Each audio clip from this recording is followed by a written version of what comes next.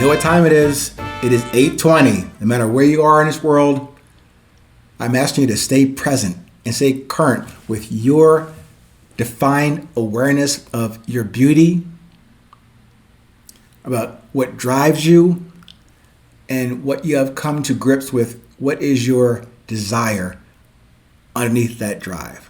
Again, I ask those kind of questions under the premise of always thinking positively, not negatively or aggressively against someone or something.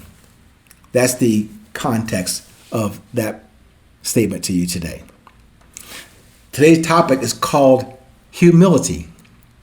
Nothing new if you reflect on earlier episodes or in the book, if you had a chance to pick it up, Resilience, the Beauty of Presence. Humility and confidence are the two components of that word called courage. And again, in the book, resilience is simply defined as courage over vanity. But in talking about and describing humility in previous episodes and in the book, I mentioned how to do it, meaning how to define it. But that was just as guidance, not as an answer. So remember that humility only reflects one side of your resilience coin for courage. As I said earlier, the other side of that coin is confidence.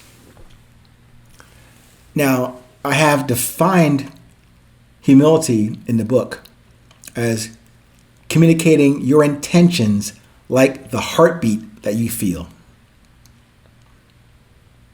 But I did not quite go further into the how part about developing and the self-discovery of your humility.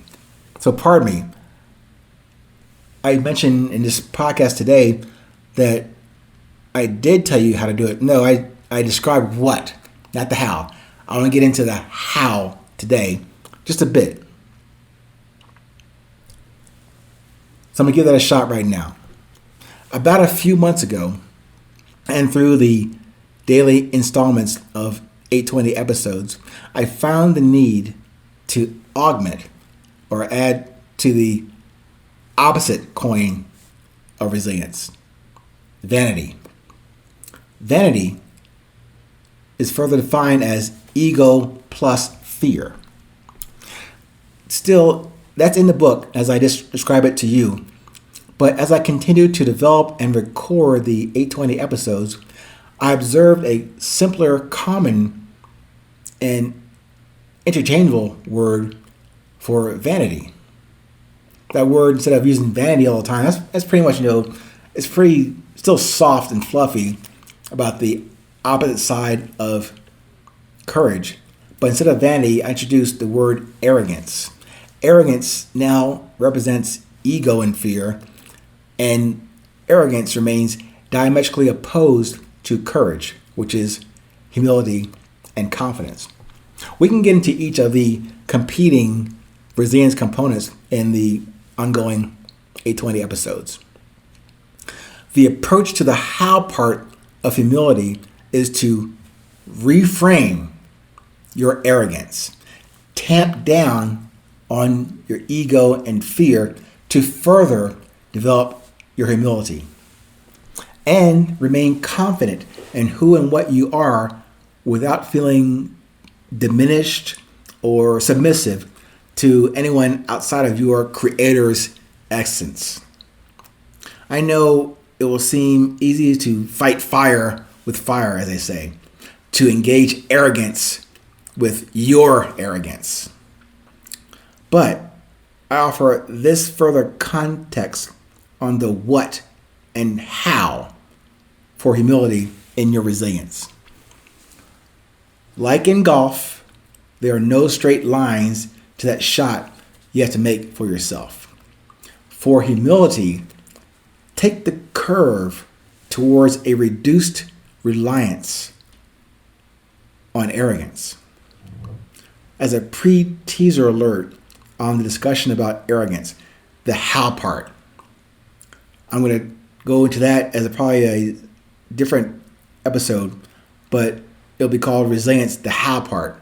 To reduce your arrogance, you must use your definition of humility. So put that as a bookmark. I'm asking you to sustain the discipline and the approach to your arrogance by prioritizing your humility, your expressed intentions to yourself as clear as the beat from your heart. Again, while I'm offering you definitions for contextual purposes in the book that I wrote and for these 820 episodes, those definitions are mine to you, for you to consider, not as the end-all, be-all dictionary of the world on resilience or the encyclopedia that, hey, this guy that talks about 820, those are definitions I should use in my own resilience. No, I'm offering you maybe a low, very low bar to step over as you move forward on your resilience journey.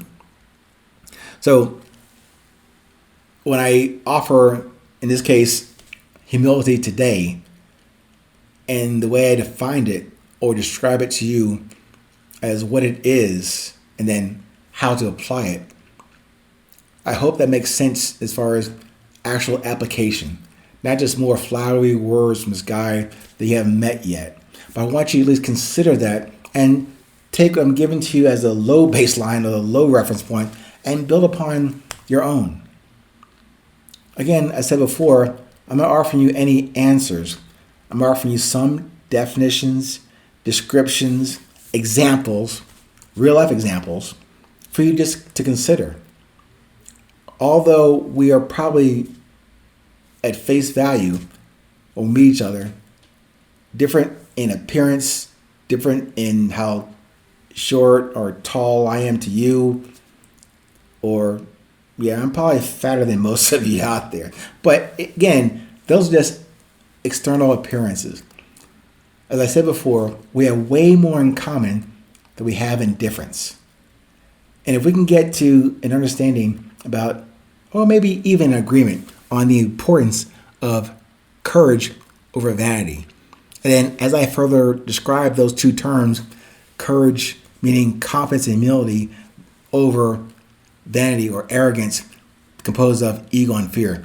I think if we get there, start there, we can open up a whole world of new discussions in this moment now, going forward, never going backwards, but always about positivity, yes, and love. Thank you again so much. Until next time we meet, or next time I put out a broadcast and you listen to it, stay present, stay current. No matter where you are in this world, it's always 820.